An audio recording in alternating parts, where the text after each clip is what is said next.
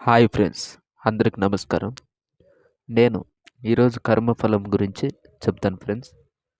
ఒక అడవిలో కొంతమంది ఆటవికులు ఒక గుడి కట్టుకున్నారు. వారికి రాతి విగ్రహాలు దొరకవు కనుక ఒక చెక్క దొంగని విగ్రహంలా చేసి పసుపు కుంకుమలు అలిమి వస్త్రం కప్పి దానికే పూజలు చేసేవారు. అమ్మవారు కూడా ప్రసన్నమై కోరిన కోరికలు తీర్చేది. ఆ గుడికి ఒక పూజారిని మాట్లాడి నిత్యం పూజలు చేయించేవారు. అతడు అక్కడికి 5 మైళ్ళ దూరం నుండి రోజు వచ్చి పూజలు చేసి వెళ్తూ ఉండేవాడు. ఒకనాడు ఒకనాడు కూడా విసుకోలేదు. ఇది ఇలా జరుగుతూ ఉండగా ఒకనాడు బోరున వర్షం కురిసింది. కుంభవృష్టిలా మారింది. ఆ రోజు ఆ గుడికి దగ్గరలోకి కట్టెలు కొట్టుకునేవాడు ఒకడొచ్చాడు.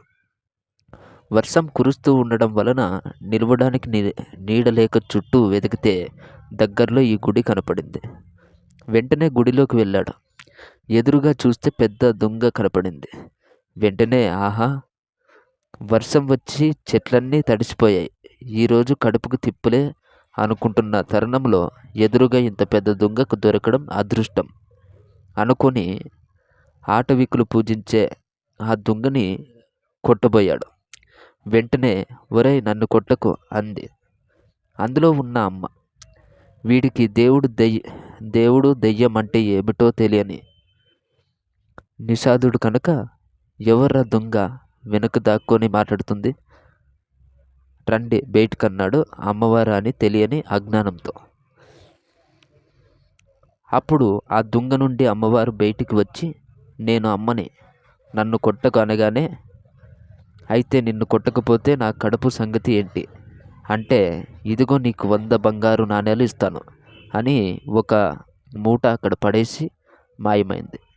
ఆ మూటలో ఉన్న బంగారు నాణేలు చూసేసరికి చేతిలో ఉన్న గొడ్డలి అక్కడ పడేసి మూట తీసుకొని వేగంగా అక్కడి నుండి వెళ్ళిపోయాడు. అప్పుడే అక్కడికి వచ్చి ఇదంతా చూస్తున్న పూజారికి ఒక సందేహం వచ్చింది. రోజు నేను అంత దూరం నుండి వచ్చి పూజలు చేస్తుంటే నాకు మాత్రం ఏమి ఇవ్వదా? గొడ్డలితో కొట్టుబోయే ఆ బోయవాడిని కనకరించిందా అని పూజారి ఆ గొడ్డలితో అమ్మవారిని నరకపోయాడు.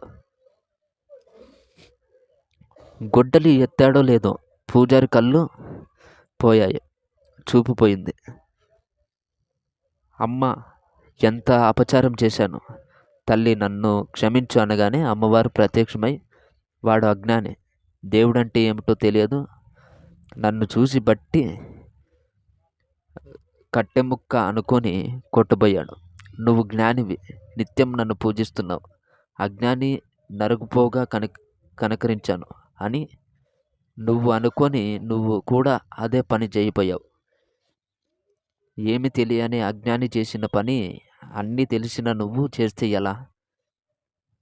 పైపెచ్చు దేవతగా కొలిచే నన్నే నువ్వు నరకపోయావు. అందుకే కళ్ళు మాత్రమే తీసేశాను, చూపు తీయకపోతే నువ్వు పూర్తిగా సర్వనాశనం అయిపోయేవాడివి అనగానే, అమ్మ క్షమించు, మరొకసారి ఇలాంటి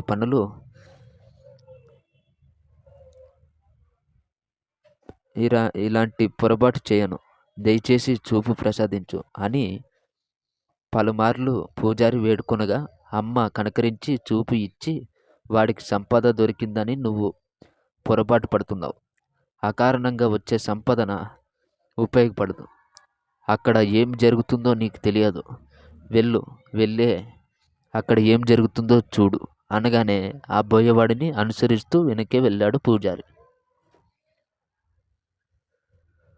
బోయవాడు తన ఇంటికి చేరుకొని భార్యను పిలిచి జరిగింది చెప్పి, ఇదిగో 100 బంగారు నాణేలు అని చూపించగానే భార్యకి బంగారం మీద ఆశ పుట్టి, నాకు వడ్డానం చేయించు, ఉంగరం చేయించు, బొంగరం చేయించు అని భర్తను అడిగింది. భర్త వినలేదు. ఇంతలో కొడుకు వచ్చాడు. వాడు వ్యసనపరుడు, రోజంతా పూర్తిగా త్రాగుతూనే ఉంటాడు. అప్పటికే బాగా త్రాగి ఉన్నాడు. ఆ బంగారు నాణేలు చూసి, నాన్న అవి నాకు ఇవ్వు, నేను జూదమాడాలి, బాగా త్రాగాలి, ఆ ధనం ఇలా ఇవ్వు అన్నాడు. భార్యని కొడుకుని బయటికి గెంటి లోపల ఉన్న బీరువాలో ధనాన్ని దాచాడు. భార్య లోపలికి వచ్చింది. ఇద్దరికీ వాదోపవాదాలు బాగా జరుగుతున్నాయి. ఇంతలో కొడుకు ఒక గొడ్డలి తీసుకొచ్చి తల్లిదండ్రులను ఇద్దరిని నరికేసి ఆ బంగారు నాణేలు తీసుకెళ్ళిపోయారు. అకారణంగా వచ్చిన సంపద అకారణంగానే పోయింది. ఆ సంపదతో పాటు ప్రాణాలు కూడా పోయాయి. అది చూసి చిలించిపోయిన పూజారి వెంటనే గుడికి వెళ్ళి అమ్మ పాదాలపై పడి క్షమాపణలు కోరుకున్నాడు. మనకు ఏది కావాలో మనకు తెలీదు. మనల్ని సృష్టించిన పరమాత్మకు మనకు ఎప్పుడు ఏది ఇవ్వాలో తెలుసు. పరమాత్మని కొలిచేటప్పుడు కష్టం రావచ్చు, కానీ నువ్వు చేసిన పూజ ఫలితం వచ్చే వరకు వేచి చూడాల్సిందే. ఏదో ఒకరోజు ఫలం వచ్చి తీరుతుంది, ఫలితం రాకుండా మాత్రం ఉండదు. దైవానికి ఎవరి మీద పక్షపాతం ఉండదు. చేసే ప్రతి పనికి ఫలితాన్ని ఇస్తాడు. నువ్వు పరిపూర్ణుడివి కావాలంటే ముందుగా నువ్వు శుద్ధం అవ్వాలి. బంగారాన్ని పుటం పెట్టిన తర్వాత ఎంత అద్భుతంగా తయారవుతుందో, చేసిన పాపాలు ప్రక్షాళన అయ్యే వరకు కష్టాలు పడుతున్నట్లు అనిపిస్తుంది. ఒకసారి కర్మ శుద్ధం అవగానే పరిపూర్ణత వస్తుంది.